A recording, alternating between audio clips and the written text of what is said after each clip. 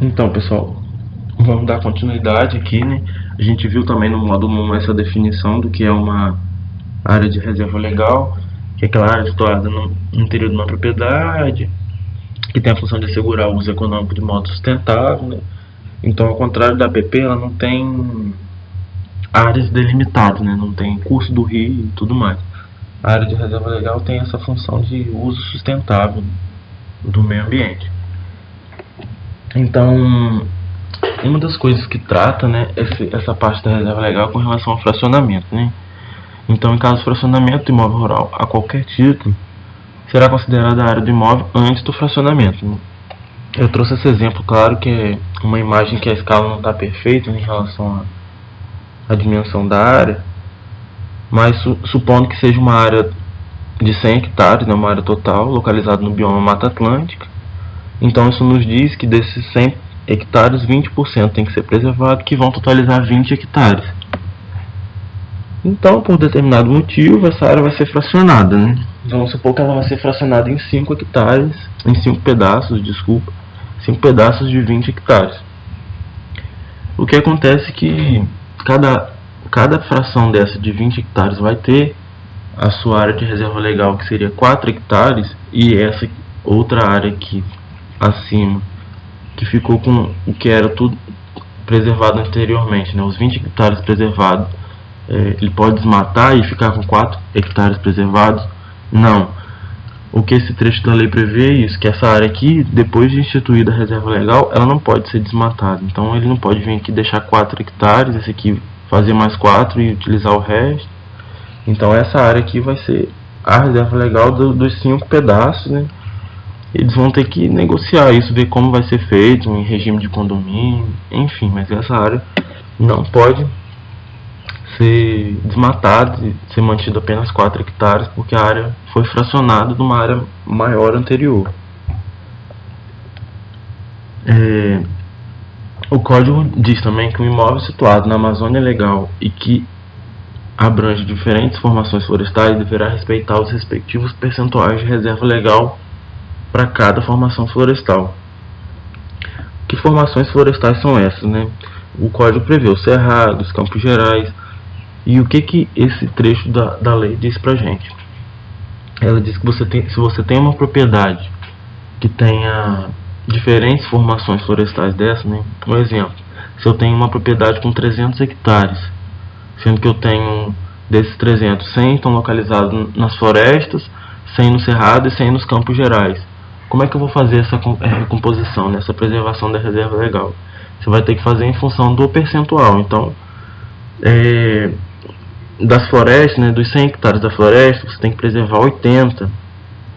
Dos 100 hectares de cerrado, você tem que preservar 35%, né? E dos 100 hectares dos campos gerais, você tem que preservar 20%. Então, essa preservação vai ser em função da sua formação florestal que você tiver ali na sua área. Então, em Amazônia Legal, a reserva legal é de 80% quando em área de floresta, seria um exemplo. No entanto, essa lei já prevê que isso é um valor alto, vamos dizer assim, né? Então, de 100% da sua área, 80% você tem que preservar quando situado na Amazônia Legal. O poder público pode reduzir essa reserva legal para até 80% em alguns casos específicos, né? Quando pode ocorrer essa redução? Quando o Estado tiver zoneamento ecológico econômico e mais de 65% do território ocupado por unidade de conservação e terras indígenas homologadas, é um caso que pode haver essa redução. Em caso de empreendimentos como uma usina hidrelétrica para geração de energia, linhas de transmissão e distribuição de energia, rodovias e ferrovias estão isentos da constituição da reserva legal. Então, nesses casos, essas áreas ficam livres de reserva legal, e esse exemplo acima é um exemplo de possibilidade de redução dessa área de reserva legal. E o que é esse zoneamento ecológico econômico, né? Ele organiza de forma vinculada as decisões dos agentes públicos e privados quanto a planos, programas, projetos e atividades que, direta ou indiretamente, utilizam os recursos naturais, avaliando sempre a importância ecológica, a limitação do ecossistema, e isso é feito deveria ser feito, né? A gente sabe que alguns estados ainda não têm, bastante estados, não são poucos, mas em função de cada situação de cada estado, esse zoneamento ecológico econômico é feito. Ele é identificado com a sigla ZEE. Então, seguindo na reserva legal, né, o proprietário ou possuidor de imóvel rural que mantiver reserva legal conservada e averbada em área superior aos percentuais exigidos, poderá instituir servidão ambiental sobre a área excedente. Então, vamos supor que eu tenho 100 hectares no bioma Mata Atlântica, então eu tenho que preservar 20%, vai dar 20 hectares da minha área, tem que estar preservado. No entanto, eu tenho preservado 40 hectares. Né? A gente já viu anteriormente que essas áreas excedentes elas não podem ser desmatadas. Né? Então, se eu teria que preservar 20 e eu tenho 40, esses outros 20 eu posso instituir o que é chamado cota de reserva ambiental. Né? Eu vou deixar ele uma área de servidão ambiental. O que seria essa cota de reserva ambiental? É importante lembrar, essa área ela tem que estar averbada em cartório e ela vai servir como, assim como no comércio de valores, ela vai servir como uma cota. Então, se o meu vizinho tem a propriedade dele, ele não tem uma área de reserva legal instituída, ele pode comprar a minha cota. O que isso implica? Né? Eu vou receber para manter aquela área preservada. Então, é uma coisa nova que está ainda, a lei ainda está começando, né, a entrar em prática e tudo, mas fazendo pesquisa sobre o assunto eu encontrei um exemplo que é chamada BV Rio, a Bolsa de Valores Ambientais do Rio, e se a gente observar, a gente vocês podem acessar o site bvrio.com e a gente encontra lá, você pode comprar e vender essas cotas de reserva ambiental, né? Então você pode acompanhar como é que está o mercado, né? Como uma bolsa de valores mesmo. Então, se eu tenho uma área excedente, eu posso ir lá e oferecer, né, a minha cota ambiental ou também comprar. Então, uma área que você não pode desmatar, você pode instituir uma cota de reserva ambiental e receber em função do mercado, né, porque assim como a bolsa de valores é regulado pela oferta e demanda, né, mas a partir daí você consegue receber para manter aquela área preservada. Então eu tenho lá minha propriedade, onde eu vou instituir a reserva legal, né? Isso deve ser considerado o plano de bacia hidrográfico, o zoneamento ecológico econômico e áreas de maior fragilidade. Eu coloquei essa imagem aqui só como exemplo, né? Situando duas propriedades vizinhas aqui pela a faixa aqui vermelha dividindo as duas. E o cara foi lá, um exemplo, instituiu a reserva legal dele aqui e o vizinho instituiu a reserva dele legal aqui. Ótimo, está todo mundo preservado. Mas isso não é interessante do ponto de vista ambiental. Né? Essa localização da reserva legal ela deverá ser aprovada pelo órgão estadual após a inclusão do imóvel no CAR. O CAR a gente vai ver mais à frente. Mas, como eu falei, isso vai ter que ser aprovado pelo órgão estadual. E dificilmente o órgão vai aprovar duas reservas legais instituídas assim. O que seria interessante é que elas fossem aqui mais próximas à divisão das propriedades, né? Formariam um fragmento maior, muito mais interessante do ponto de vista ambiental, do que dois fragmentos soltos, né? Vamos dizer assim. Um fragmento maior junto, as duas áreas juntas seriam muito mais interessante. Importante, né? Após protocolado no órgão ambiental competente, a documentação para análise da localização da área de reserva legal não poderá ser imputada nenhuma sanção administrativa. Isso é um ponto interessante, tendo em vista que as leis, a burocracia no Brasil é enorme para algumas coisas, né? Então, antes de você instituir a reserva legal da sua área, você tem que submeter isso ao órgão ambiental. Mas vamos supor que isso leve 1 ano, ou 2 anos, não sei. E nesse meio tempo chega lá um fiscal na sua área e cadê sua reserva legal? Ah, não tem. Está no órgão ambiental. Então, a partir do momento que você foi lá no órgão ambiental e protocolou seu pedido para avaliar essa localização, você já está isento de qualquer sanção administrativa Você pode levar aquela documentação e aquilo ali vai te servir até que o órgão ambiental avalie e determine a localização da sua reserva legal. Um outro ponto muito importante, que no Código Florestal anterior isso não era possível, é com relação ao cômputo das áreas de APP no percentual de reserva legal. Isso é possível desde que esse benefício não implique na conversão de novas áreas para uso alternativo do solo, ou seja, você não vai fazer esse cômputo para desmatar uma outra área, e a área a ser computada esteja conservada ou em processo de recuperação. E para que isso seja feito, a propriedade tem que estar inclusa já no CAR. Então, quando a área de APP for computada na reserva legal, é importante lembrar que o regime de preservação da APP continua o mesmo. Então, a partir do momento que você fizer esse cômputo, a APP continua sendo APP, e a reserva legal tem, como a gente viu, a APP é uma área muito mais restrita do que a área de reserva legal, que a gente vai ver um pouco mais à frente. Então isso não podemos confundir, né, essas duas áreas, o cômputo com o regime de proteção dessas áreas. E aqui seria um exemplo, né, vamos supor, essa propriedade que teria que preservar 20% de reserva legal. No entanto, tem um curso d'água ali, então desses 20% a serem preservados, 20% já está incluso aqui nessa área de preservação, 10%, desculpa. Desses 20, 10% está incluso aqui, e os outros 10% ele preserva aqui ao lado, então totalizando 20%. Isso não era possível no Código Florestal anterior, e esse já permite esse cômputo da APP na reserva legal. A reserva legal é um regime de condomínio ou coletivo entre propriedades rurais, né?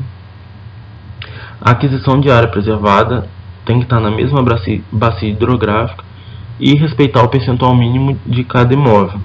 Isso aí seria como você preservar ali no vizinho. Vamos supor, tem uma propriedade vizinha que tem área de reserva, área preservada excedente, então eu vou lá,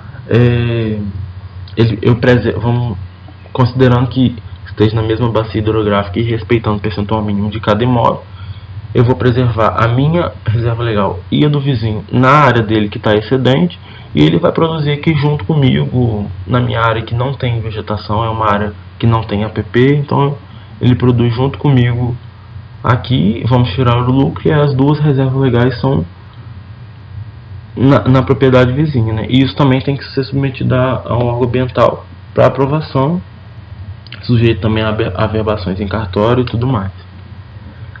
Aqui é um exemplo, né?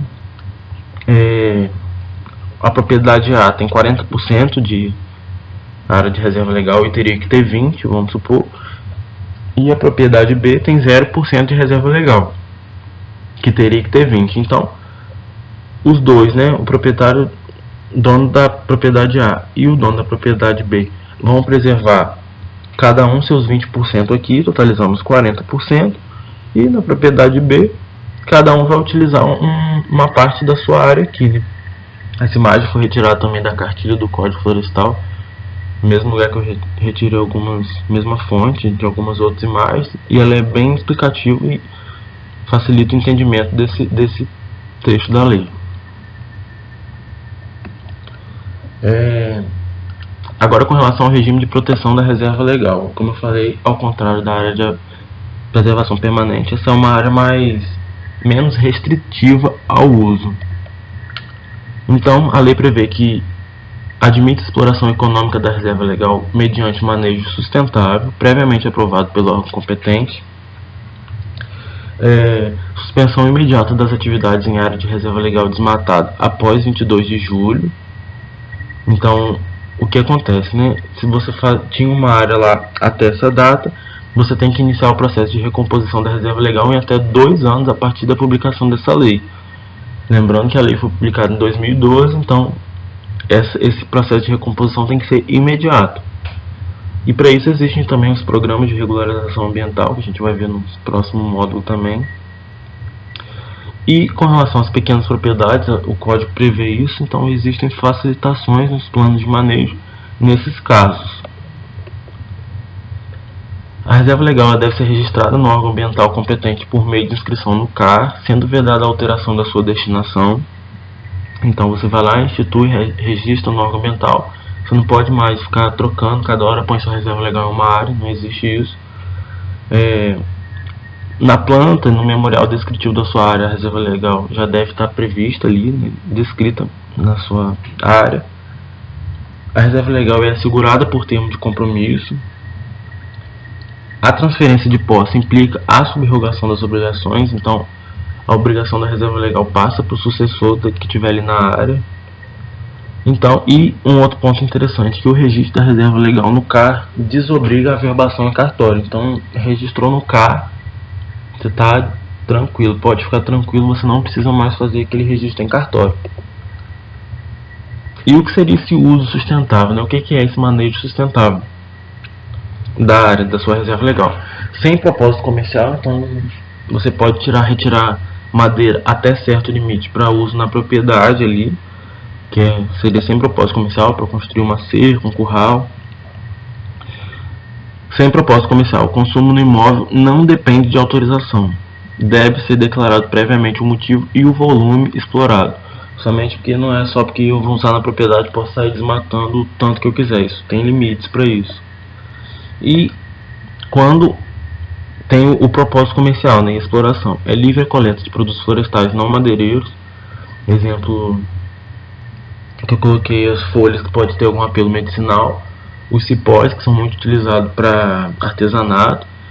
Novamente, assim como na APP, as sementes florestais, que elas têm um nicho de mercado que é muito pouco explorado, é um mercado valioso.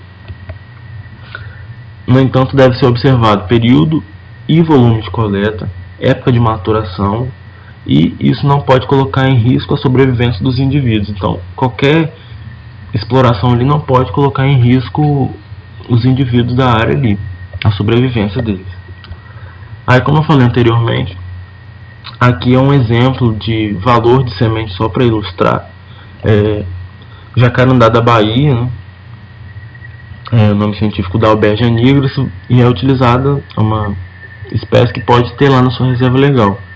1 kg de semente de jacarandá da Bahia está custando em torno de R$380. Claro que para você juntar 1 kg de semente é um volume de sementes grande, mas existem outras espécies, como o mogno africano, que essa semente o preço chega a R$500, R$600 o quilo. Então as sementes estão ali, então é um nicho de mercado que pode ser explorado na sua reserva legal, por exemplo. Autorização para manejo comercial, ele não deve descaracterizar a cobertura vegetal, manutenção da diversidade das espécies, manejo das espécies exóticas com adoção de medidas que favoreçam as espécies nativas. O que acontece é que quando você vai instituir sua reserva legal, você pode incluir até 50% da área de espécie exótica. Exemplo, eucalipto. Então, na sua reserva legal, você pode colocar 50% da sua área de eucalipto e 50% de espécie nativa. E